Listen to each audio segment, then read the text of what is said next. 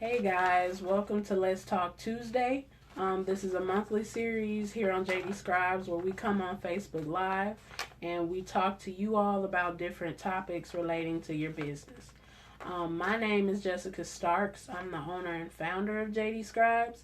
We're a creative marketing company here in Pontotoc, Mississippi, and we're full service, which means that we cover all bases when it comes to your marketing. So we can help you with your social media, your content and copywriting, your graphic design, and web design and development, which is what we're going to touch on today.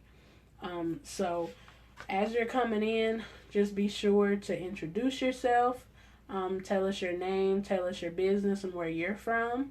And if you have any specific questions about websites or web development or anything relating to that topic, be sure to put it in the comments, and hopefully I'll cover it during this video today, but if not, I'll be sure to answer all your questions at the end. So we're just going to go ahead and get started. So the first question is, why do you need a website? The obvious answer, is that you need it to show off your services, to sell your services, to, boost your credibility, things like that. Those are the obvious answers, and those are the things that everybody kind of knows. But there's three basic points that I think a lot of people don't really consider when it comes to a website. So the first one is that social media isn't enough. A lot of people, they like to think, okay, I have a Facebook business page, I have an Instagram page, I have a Twitter. So that should obviously be enough to help market my business, to show that I'm credible. Not necessarily. The thing about that is, people are going to Google you most of the time in the first place anyway. So sometimes your Facebook page may not pop up initially. Also, that's not secure. You don't own your Facebook page, you don't own your Instagram, you don't own your Twitter, Pinterest, what have you. You don't own any of those. So if somebody in that company or the owner of that platform or anything feels like you're, posting stuff that it could be harmful or they just don't like, they have the right to shut you down, and you can't do anything about that. You might not think that that's true, but I've seen that firsthand, and it's true, and it can be extremely stressful, devastating, and it can be discouraging. So that's why it's so important to have a website, because you own that website. You're the only person who can take it down. You're the only person who can put it back up, and you have all control over it. Another thing is that it's social proof. And social proof is, again, when they Google you, what are they finding? Are they finding your social media, your websites, things like that? Business listings also go into that category. So that helps to boost you up and to show that, hey, I am an established business, I'm an active business, I'm a professional business, and I'm an authority. So those are some of the reasons that you do need a website.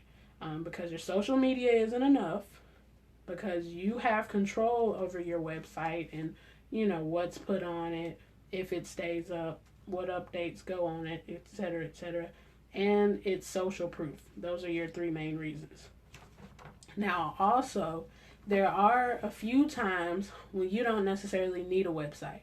People may not necessarily tell you that you don't need a website, but there can be some times where it's something that maybe you can hold off on doing later, or you just don't really need right now. One reason is because you're still a new business.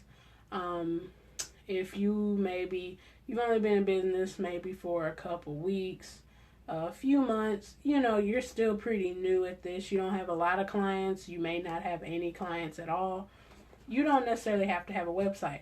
You'll be okay starting out on Facebook, and then you can grow and go into a website. You don't have to get it just right off the bat. Another reason is because you may just want to test the waters. You don't know if the business is going to last. You don't know if this is something that you're going to want to do long term. You don't know how successful you'll be. I would say stick to your social media. Don't make such a huge investment, and just take it step by step. Especially if you're just trying to test the waters. Just go slow. Don't make that huge investment right off the bat. And lastly, if you don't know your audience, you don't know who your target customer is, you don't know your business, you don't need a website. Because coming from somebody who's a developer and a designer, it doesn't help me if I'm asking you, okay, what does your ideal customer like? What are they looking for? And you're telling me you don't know. I can't, any designer, you can't work that way because you need that information in order to know how to design your site. So before you even do anything with your website, make sure that you understand your business in and out and you understand what your clients and your customers are looking for, because that's going to have an impact. Because you have to remember, your website isn't just another social media page or anything like that. This is what people are going to see in search engines. This is what's going to convert customers. This is what's going to keep people coming back. And if you have something that's all over the place, people don't want to, they're not going to want to deal with you. They're not going to want to buy from you. And they might tell other people that, they didn't have the greatest website. It wasn't secure. It wasn't put together. I don't really trust that. So make sure that you keep all of those things in mind.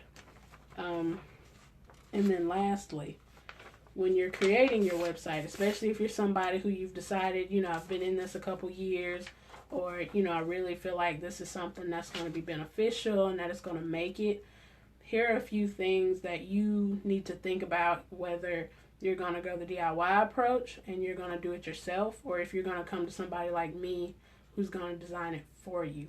These are a few things that you need to keep in mind. You need to think about what you want your domain name to be. Your domain name is how your website's going to be found. So say you're trying to get to Facebook. You're going to type in the search bar facebook.com. That's the domain name. So whatever your business is, make sure that domain matches. So say your business is Susie's Candles. It should be, preferably, if it's available, susiescandles.com, correct? Don't do Susie and Friends Candle Company, because some people may not, it's not recognizable. It doesn't go along with what your business is, what people may remember. So make sure you keep that in mind.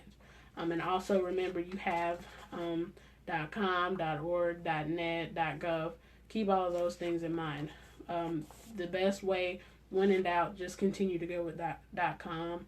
It's the most common one. People remember that all the time. And it's probably going to be the cheapest one, honestly, too. Next is your hosting. Your hosting is where all the files for your site will be housed. The themes, the content, the products, all of that stuff. So, and just to give you a better example, I usually describe your domain and hosting as like a house. So say you buy a house.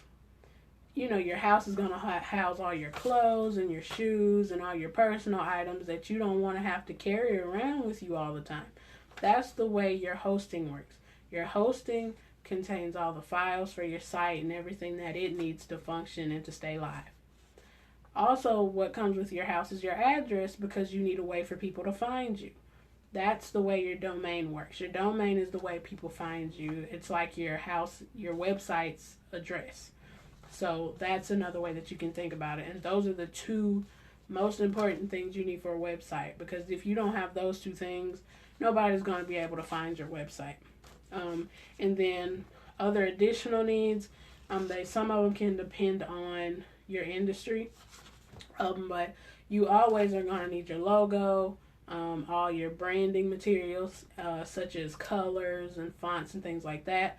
Again, I did a video on branding, so if you want to kind of get an idea of the things that you need to think about, you can just go into the video section of the JD Scribes Facebook page, and I have a video dedicated just to branding. But you do need all of that information. That helps the designer out so much, because that way we know what you're looking for, what you need. You know who your audience is. You know who your business is. And lastly, what's a really important thing right now is your SSL certificate. That stands for Secure Sockets Layer, which is basically an extra layer of security for your website. So maybe you went on a website and you so happened to look in the top corner of the search bar and you saw that little green lock. That means that they have a security certificate, and that means that they're secure. So especially on sites like PayPal or Amazon or any of those big shopping websites, that's super important because you're putting in personal information like your card information, passwords, just anything private that you don't want to be leaked. So if you're trying to buy from a site that doesn't have that, you don't need to buy from that site because obviously they're not safe. So when you're doing your website, especially like I said, as an e-commerce site, you need to make sure you have that in place. If you're something like you may just be like a site, like a lawyer's office. You're just showing what you have. That's it. You're not taking account information or anything like that. That's fine. You don't have to have it, but now Google is really getting on websites about having one, and that helps boost you in the search engine. So it never hurts to have one. Now, security certificates, they can cost you money depending on where you go, but there are free options out there. So even if you don't necessarily need it by the definition, it never hurts to get it, especially since it doesn't really cost you anything. So again, if you have any questions about websites, any questions about design, development, maintenance, or anything like that, don't hesitate to call us, don't hesitate to email us, or find us on social media and ask. As far as your crash course, that's the gist of it. That's basically kind of the key points that you need to keep in mind for your website. And I hope you all learned something today. And again, like I said, if you have any questions, our inbox is always open. We're on Facebook, Twitter, and Instagram at JD Scribes. You can email us info@jdscribes.com. Our videos are always here on Facebook. Like I said, our inbox is always open. Email is always open. Or you can call us at 662-586-1156, and we'll be more than happy to talk with you. If you are looking to have a website done, or you're in the process of looking to see how to do it, how to get everything done, when you work with us for websites, we handle the domain, the hosting, all of that for you. So if you'd like to talk to us about possibly working on getting a website done, you can inbox us or call us, and we'll be more than happy. We have free 30-minute consultation, so we'll be more than happy to talk with you about your needs and get you going as far as your website. So thank you again for another great round of Let's Talk Tuesday. I'll be back again next month to talk to you about another topic in regards to marketing. If you have any suggestions about topics that maybe we could talk about, or any specific questions you have, feel free to get in touch with us, and we'll be sure to mention it in a video. Thanks. Bye.